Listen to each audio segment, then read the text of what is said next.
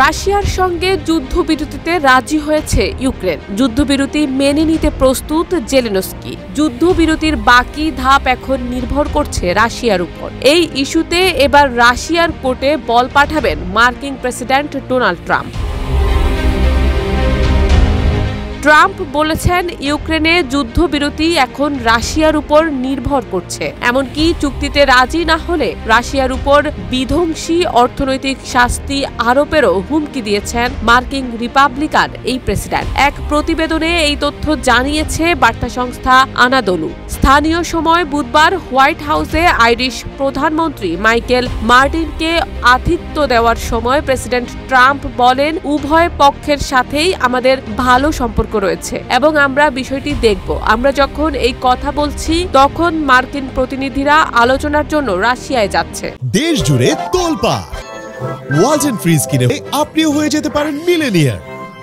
এবং আশা করি আমরা রাশিয়ার কাছ থেকে যুদ্ধবিরতির সম্মতি আদায় করতে পারব এবং যদি আমরা তা করতে পারি তাহলে আমি মনে করি এই ভয়াবহ রক্তপাতের অবসান ঘটানোর জন্য ৮০% পথ পাড়ি দেওয়া হবে।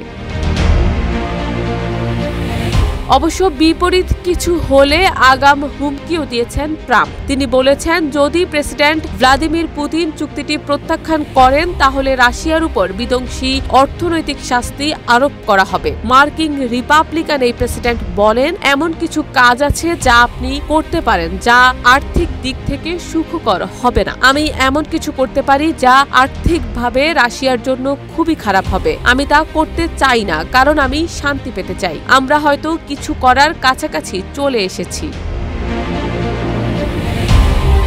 এর আগে গত মঙ্গলবার সৌদি আরবে মার্কিন পররাষ্ট্রমন্ত্রী মার্কো রুবিও এবং মার্কিন জাতীয় নিরাপত্তা উপদেষ্টা মাইক ওয়ালটজের নেতৃত্বে এক বৈঠকের পর ইউক্রেন ৩০ দিনের যুদ্ধবিরতিতে রাজি হয়। এটাকে ট্রাম্প সম্পূর্ণ যুদ্ধবিরতি বলে উল্লেখ করেছেন। তবে রাশিয়া যদি যুদ্ধবিরতি লঙ্ঘন করে তবে যুক্তরাষ্ট্রের হস্তক্ষেপ করার প্রতিশ্রুতি চাওয়া হলে কিয়েভের জন্য কোনো ধরনের নিরাপত্তা গ্যারান্টি বাদ দেওয়া হয়েছে। এদিকে ইউক্রেনের প্রেসিডেন্ট ভলোদিমির জেলেনস্কি গভীর রাতে দেওয়া এক ভিডিও বার্তায় বলেছেন, বৈঠকের সময় এগুলো নিয়ে আলোচনা হয়েছে। যুদ্ধবিরতি বাস্তবায়িত হলে নিরাপত্তার নিশ্চয়তা নিয়ে যুক্তরাষ্ট্র ও ইউক্রেন আরও বিস্তারিতভাবে আলোচনা করবে।